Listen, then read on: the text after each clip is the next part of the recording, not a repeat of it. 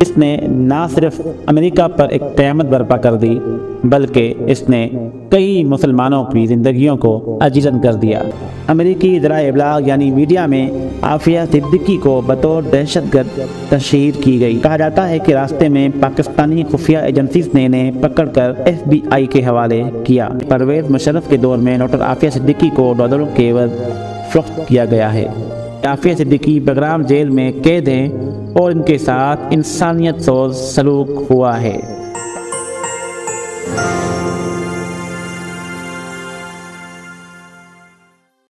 September 11، 2001 اس نے نہ صرف امریکہ پر ایک قیامت برپا کر دی بلکہ اس نے کئی مسلمانوں کی زندگیوں کو عجیزن کر دیا۔ یہ وہ دن تھا کہ جس کے بعد ہر داڑھی والے کو، ہر حجاب والی کو شک کی نگاہ سے دیکھا جانے لگا۔ اس دن نے کئیوں کی زندگیاں چھین لی لیکن کئیوں کی زندگیوں کو موت سے بدتر بنا دیا۔ اور کہا جاتا ہے کہ یہی وہ واقعہ تھا کہ جس کو بنیاد بنا کر ڈاکٹر عافیہ صدیقی کو مشکوک کیا گیا۔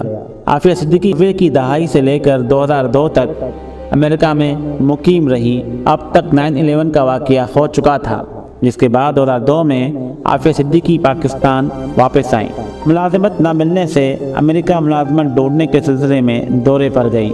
اس دوران میری لینڈ میں ڈاک وصول کرنے کے لیے ڈاک ڈبہ کرائے پر لیا اور 2003 میں کراچی واپس آ گئی۔ FBI نے یہ شک ظاہر کیا کہ یہ ڈاک کا ڈبہ دراصل القاعدہ سے تعلق رکھنے والے کسی شخص کے لیے کرائے پر لیا گیا تھا۔ امریکی ذرائع ابلاغ یعنی میڈیا میں عافیہ صدیقی کو بطور دہشت گرد تشہیر کی گئی۔ یہ دیکھ کر عافیہ صدیقی کچھ دیر کراچی میں روپوش ہو گئی۔ 30 مارچ 2003 کو اپنے 3 بچوں سمیت راولپنڈی جانے کے لیے ٹیکسی میں کراچی ہوائی اڈے کی جانب روانہ ہوئیں مگر راستے سے غائب ہو گئیں۔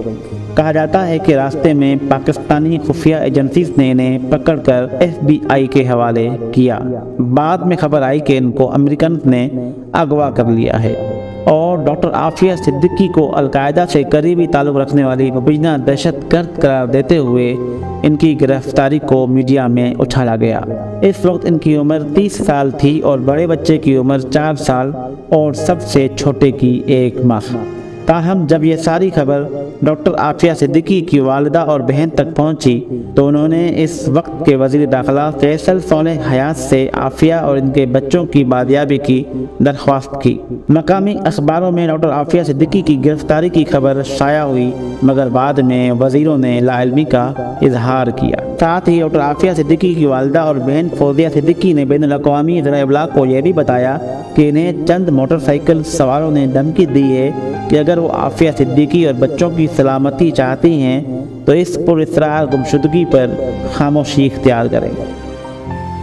ڈاکٹر عافیہ صدیقی 2 مارچ 1972 کو کراچی کے متوسط طبقے کے ایک تعلیم یافتہ گھرانے میں پیدا ہوئی۔ ان کے والد محمد صدیقی پیشے کے اعتبار سے ڈاکٹر تھے۔ ان کا گھرانہ خاصا مذہبی تھا۔ 8 سال کی عمر تک زیمبیا میں تعلیم حاصل کرنے کے بعد کراچی میں ابتدائی اور ثانوی تعلیم حاصل کی۔ اس کے بعد بوسٹن ٹیکساس میں جامعہ ٹیکساس میں کچھ عرصہ رہیں، پھر وہاں سے میساچوسٹس ادارہ ٹیکنالوجی MIT چلی آئیں اور اس ادارے سے وراثیات میں PhD کی سند حاصل کی۔ انہوں نے اپنی محنت اور ذہانت کے بلبوتے پر امریکہ کی صفحہ اول کی یونیورسٹی MIT سے 1995 میں بائیولوجی یعنی علم حیاتیات کے شعبے سے ڈگری حاصل کی۔ اس کے بعد انہوں نے امریکی ریاست میساچوسٹس کے ایک اور اعلیٰ تعلیمی اور تحقیقی ادارے برینڈیز سے علم الاعصاب یا دماغی علوم یعنی نیورولوجی سے متعلقہ شعبے سے تحقیق کے بعد PhD کی اعلیٰ سند حاصل کی۔ اس دوران ان کے کچھ تحقیقی مضامین بھی شائع ہوئے۔ تعلیم کے دوران ہی عافیہ نے ایک پاکستانی ڈاکٹر محمد امجد خان جو بوسٹن میں مقیم تھے سے شادی کر لی۔ 1999 میں دونوں میاں بیوی نے ایک فلاحی ادارے institute of Islamic research and training کی بنیاد بوسٹن میں رکھی۔ یہ ادارہ اسلامی تعلیم و تربیت کے ساتھ ساتھ بوسنیا کی پناہ گزینوں کی امداد کے لیے سرگرم تھا۔ اس سلسلے میں اس ادارے نے ایک سعودی فلاحی تنظیم الکفا کے ساتھ تعاون کیا۔ 15 ستمبر کے بعد الکفا بھی کئی اور فلاحی اداروں کی طرح امریکی خفیہ ایجنسی کی نظر میں مشکوک ہو گیا۔ غالباً اسی وجہ سے اس ادارے کی سرگرمیوں پر امریکی خفیہ ایجنسی نے کڑی نظر رکھی۔ کا کہنا ہے کہ میاں بیوی میں بچوں کی پرورش کے معاملے پر گہرے اختلافات پائے جاتے تھے۔ ڈاکٹر عافیہ صدیقی چاہتی تھیں کہ بچوں کی پرورش امریکہ میں ہی ہو، جبکہ ان کے شوہر امجد خان کا اصرار تھا کہ ان کے بچوں کی پرورش پاکستانی معاشرے میں ہو۔ دونوں کے مابین تعلقات اس حد تک خراب ہو گئے کہ نوبت طلاق تک پہنچ گئی۔ ڈاکٹر امجد کراچی چلا گیا اور وہاں اس نے ایک ہسپتال میں ملازمت کر لی، جبکہ عافیہ صدیقی اپنے بچوں کے ساتھ اپنی والدہ کے ہاں رہنے لگی، جو کراچی کے معروف علاقے گلشن اقبال میں آباد تھیں۔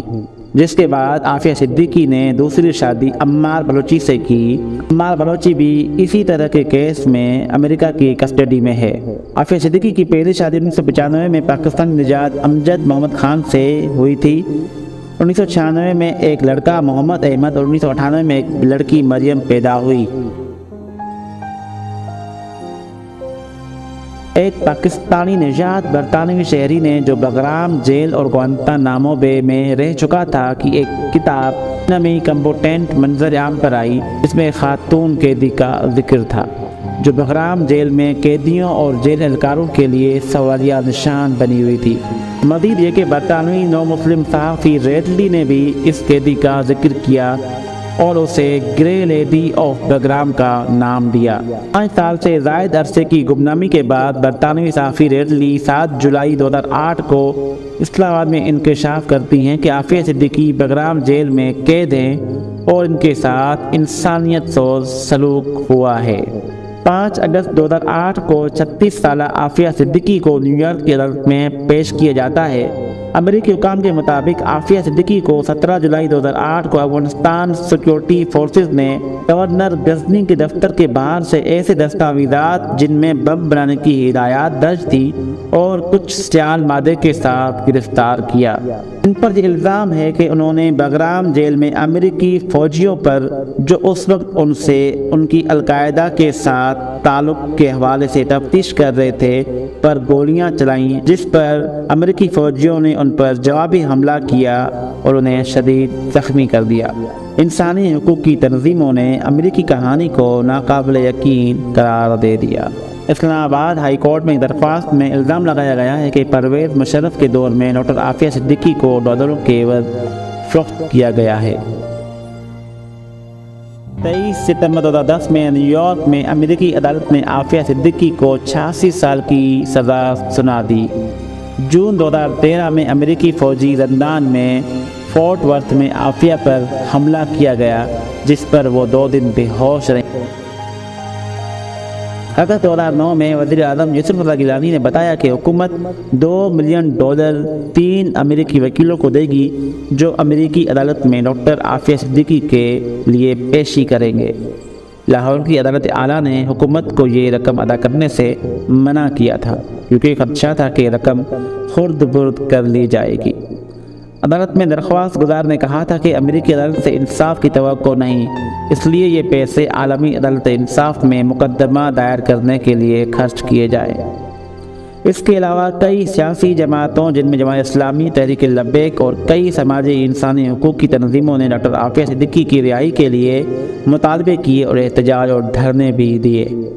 پاکستان سے باہر بھی انسانی حقوق کے کارکن آواز بلند کرتے ہیں اور کئی بار مظاہرے بھی ہو چکے ہیں۔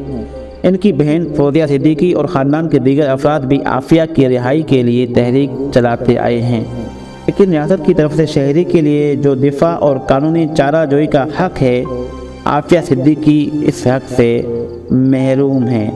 مزید یہ کہ پراسرار ریاستی خاموشی اپنے آپ میں ایک سوالیہ نشان ہے۔